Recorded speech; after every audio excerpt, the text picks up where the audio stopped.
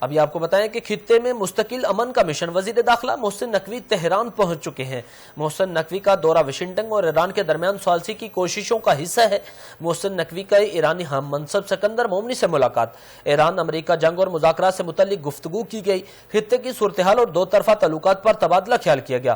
Media سے گفتگو کرتے ہوئے کہا، حالیہ صورتحال پر آیت اللہ کے لیے فیلڈ مارشل کا خصوصی خط لے کر آئے ہوں، سپریم لیڈر مجتبیٰ خامنائی کے لیے وزیراعظم شہباز شریف کا پیغام بھی لایا ہوں۔ امید ہے کہ وزیراعظم اور فیلڈ مارشل سید عاصم منیر کی کوششوں سے بحران جلد ختم ہو جائے گا۔ باقر کا لباف عباس اراغچی اور سکندر مومنی کی قدر کرتا ہوں۔